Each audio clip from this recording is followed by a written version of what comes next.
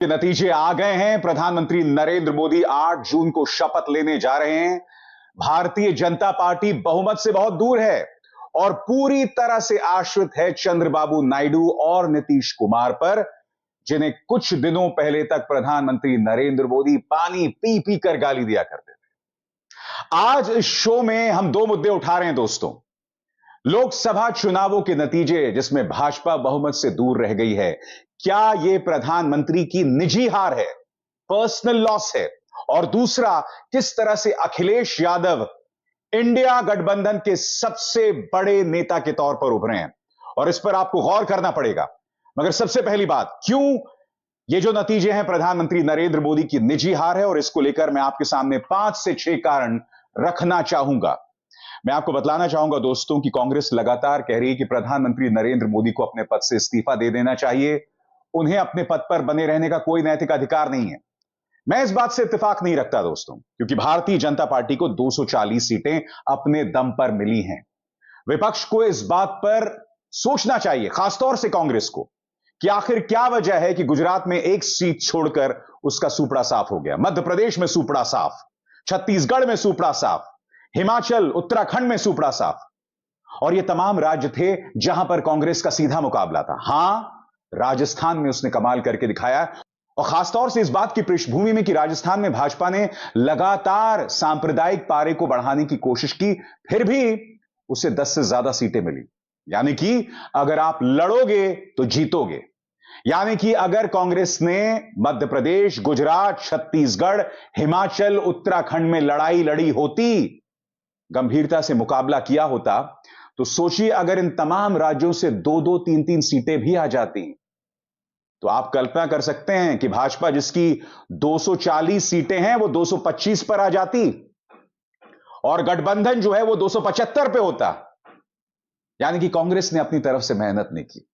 इसलिए मैं नहीं मानता हूं कि प्रधानमंत्री नरेंद्र मोदी को इस्तीफा देना चाहिए, मगर यह उनकी निजी हार है, और मैं आपको बताता हूं क्यों। 5 से 6 कारण आपकी स्क्रीन पर।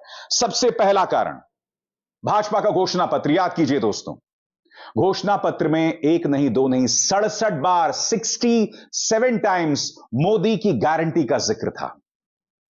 यानी कि इस पूरे चुनाव में सिर्फ और सिर्फ प्रधानमंत्री नरेंद्र मोदी चेहरा थे, कोई और नहीं।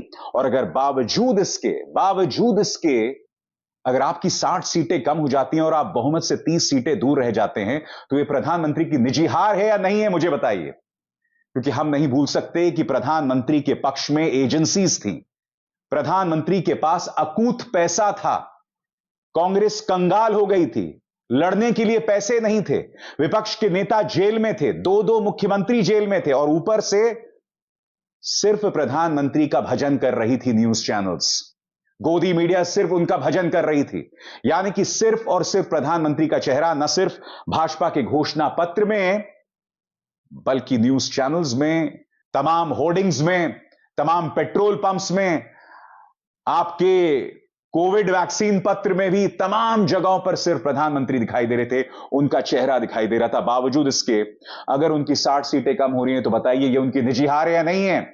दूसरी बात, और ये बहुत जरूरी बात है दोस्तों, प्रधानमंत्री ने इन चुनावों में तापमान को लगातार बढ़ाया।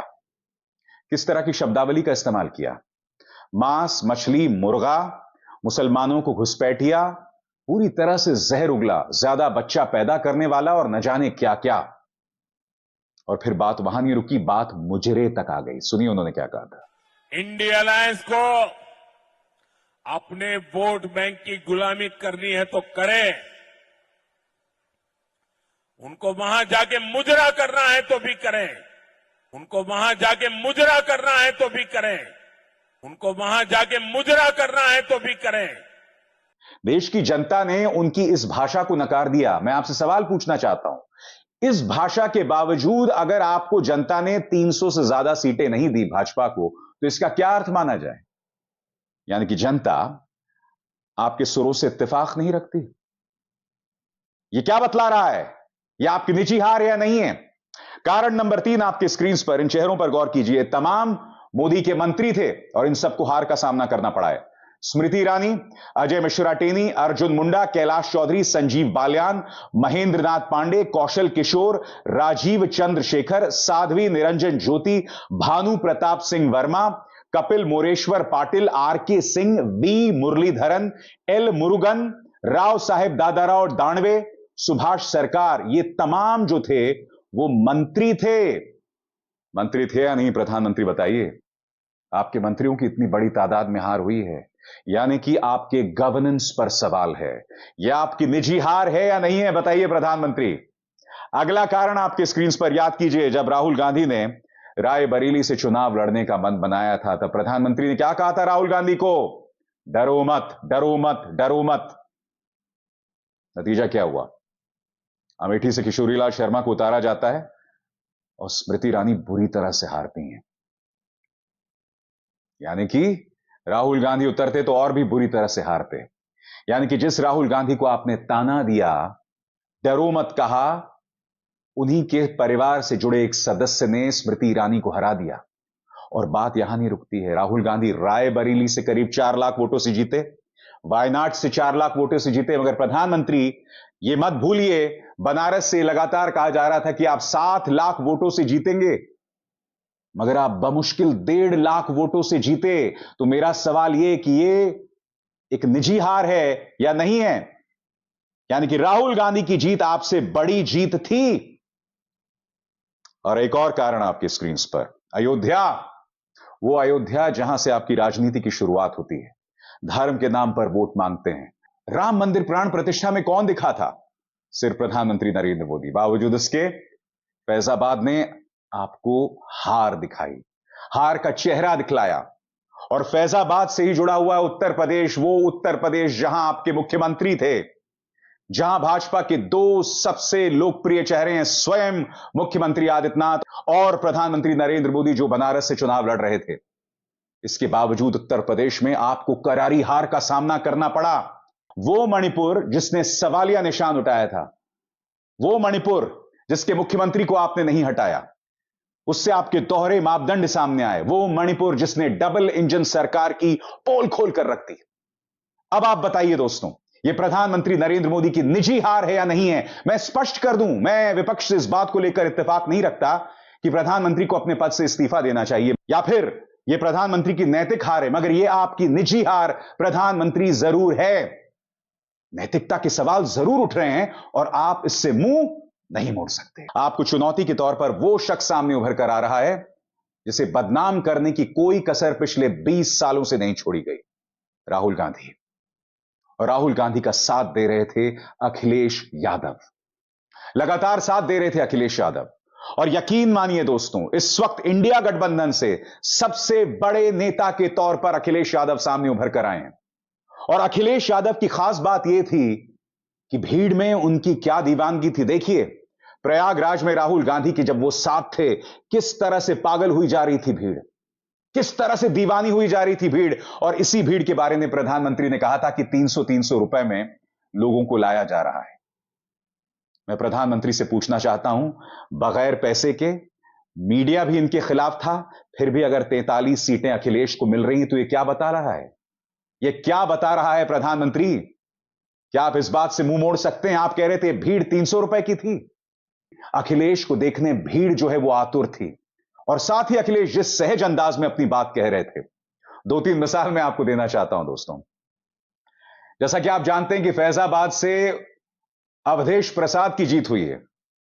एक मंच पर अवधेश प्रसाद थे और अखिलेश के मुंह से गलती से पूर्व विधायक निकल गया। विधायक ने कहा, नहीं साहब, मैं पूर्व विधायक नहीं हूं। उसके बाद क्या होता है दोस्तों? अखिलेश कहते हैं पूर्व विधायक हैं क्योंकि सांसद बनने जा रहे हैं। और अखिलेश की भविष्यवाणी सही साबित हुई। इसे कहते हैं प्रेजेंस ऑफ माइंड, दिमाग का इस्तेमाल, व्यंग का इस्तेमाल। अखिलेश ने क्या किया था, देखिए। आपके बहुत ही लोकप्रिय नेता, पूर्व मंत्री, पूर्व विधायक और विधायक, पूर्व विधायक इसलिए बोल रहा हूं, सांसद बनने वाले हो। और यही नहीं दोस्तों, भीड़ के साथ जिस तरह से उनका संवाद होता था, मसलन उन्होंने कहा कि ये जो भाजपा कह रही है अब की बार 400 पार, ऐसा कुछ नहीं हो रहा है। अब की बार 400 हारने जा रहे हैं। अब आप सब जानते हैं दोस्तों कि भाजपा 50 सीटों पर नहीं आ सकती, कम से कम अभी तो नहीं आ सकती थी। 5 साल बाद आ जाए वो एक अलग बात है। मगर अखिलेश का ये नारा, जो ये हर बार जब वो ये नारा देते थे तो जनता खूब हंसती थी। सुनिए उन्होंने किस तरह से अपनी बात रखी थी। ये 400 पार नहीं, 400 हार होने जा रही है। इसीलिए मैंने कहा भारतीय जनता पार्टी की जो पहचान है लूट और झूठ की, वो गांव-गांव पहुंचाएं, घर-घर पहुंचाने का काम हमारे कार्यकर्ता नेता करें। और बात यहां तक सीमित नहीं थी, उन्होंने यह तक कहा था कि जितनी ऊंचाई पर जाकर कटती है पतंग, उतना ही बड़ा होता है उसका पतन। यह बात उन्होंने भाजपा के बारे में कही थी, जो सही साबित हुई, क्योंकि तमाम एग्जिट पोल्स 8 से ज्यादा सीटें अखिलेश यादव के गठबंधन को नहीं दे रहे थे, मगर अखिलेश ने 43 सीट्स हासिल की। सुनिए उन्होंने क्या कहा। मैं आपके बीच में आपके माध्यम से कुछ बातें रखना चाहता हूं। मैं शुरुआत करता हूं कि जितनी ऊंचाई पर जाकर कटती है पतंग, उतना ही बड़ा होता है उसका पतन। भाजपा कई दोषों के लिए जिम्मेदार है। सामाजिक रूप से भाजपा ने देश में सौहार्द बिगाड़ा, भाईचारा खत्म किया, जाति के खिलाफ जाति, संप्रदाय के खिलाफ संप्रदाय लड़वाया, संविधान द्वारा दिए गए आरक्षण को साजिशन खत्म करने के लिए बेरोजगारों से छल किया, पेपर लीक कराए, देश के लिए आगे बढ़कर लड़ने वालों की बहन बेटियों के लिए जानबूझकर अपने मंत्रियों से अपशब्द कहलवाए, महिलाओं के प्रति अपराध बढ़ाए, मणिपुर हाथरस महिला पहलवान, पिछड़े दलित अल्पसंख्यक व आदिवासियों पर अत्याचार और सबसे खराब व्यवहार किए जाने के लिए रिकॉर्ड बना। इसका अर्थ क्या होता है दोस्तों? अखिलेश ने बहुत ही सहज अंदाज में जनता से अपना संपर्क साधा और बात वहां नहीं रुकी। वो सिर्फ यादवों के प्रमुख बनकर नहीं रहे, जिस तरह से अलग अलग जातियों से उन्होंने संपर्क स्थापित किया। जब आकाश आनंद को मायावती जी ने बाहर कर दिया था, तब इस मुद्दे को लगातार अखिलेश यादव उठा रहे थे। वो कह रहे थे कि बहन जी में अब वो बात नहीं रही। मायावती अपनी पार्टी के अंदर जो बुलंदी से दलितों की बात कर रहा है, उससे हटा रहे हैं। इसीलिए अगर दलित उन्हें वोट देंगे तो अपना वोट खराब करेंगे। नतीजा क्या हुआ? नतीजा यह हुआ कि दलित इंडिया गठबंधन की तरफ देखने लगा, दलित देखने लगा कांग्रेस की तरफ। और कांग्रेस, जिसे खुद को आधा दर्जन उत्तर प्रदेश में सीटें मिली हैं, वो कहीं ना कहीं अखिलेश यादव की वजह से हैं। कांग्रेस ने जो उत्तर प्रदेश में वापसी की है, यह बहुत मायने रखता है। इसने भविष्य के लिए गठबंधन की नींव तैयार कर दी है। 2027 में, आज मैं दावे के साथ कह रहा हूं दोस्तों, अखिलेश यादव एक बहुत बड़ी चुनौती पेश करने वाले हैं। अगले 3 साल में कुछ भी हो सकता है। इन 30 साल में क्या घटनाक्रम होता है हम नहीं जानते, मगर आज के हिसाब से अखिलेश यादव एक बहुत गंभीर चुनौती पेश कर रहे हैं। और इस वक्त सिर्फ टव्वल चल रहा है बीजेपी के अंदर। बीजेपी के अंदर Gujarat lobby versus Uttar Pradesh lobby. सवाल किया जा रहा है कि अमित शाह क्यों दखल दे रहे हैं? कौन है अमित शाह? क्यों प्रताड़ित किया जा रहा है मुख्यमंत्री आदित्यनाथ को? यह सवाल किए जा रहे हैं। और यह कहा जा रहा है कि जो हार हुई है उत्तर प्रदेश में, इसका ठीकरा आप मुख्यमंत्री आदित्यनाथ पर कैसे फोड़ सकते हैं? सभी टिकटों का बंटवारा तो अमित शाह ने किया। ओम प्रकाश राजभर के साथ जो गठबंधन हुआ है, वो तो अमित शाह की वजह से हुआ है। मुख्यमंत्री आदित्यनाथ उसके खिलाफ थे। ये लगातार मुख्यमंत्री आदित्यनाथ से जुड़े हुए लोग कह रहे हैं। ये तमाम चीजें हैं जिसकी वजह से बीजेपी के अंदर सिर्फ टव्वल है, और दूसरी तरफ इंडिया गठबंधन हर गुजरते लम्हे के साथ मजबूत होता जा रहा है। इसीलिए मैं कह रहा हूं दोस्तों, अगले 5 साल की सियासत बहुत दिलचस्प होने वाली है। प्रधानमंत्री नरेंद्र मोदी के लिए चुनौतियां लगातार बढ़ेंगी, और उत्तर प्रदेश में एक चेहरा सामने उभरा है जिसका नाम है अखिलेश यादव, जो अब अपने पिता की छां गंभीर खिलाड़ी के तौर पर दस्तक दे रहे हैं।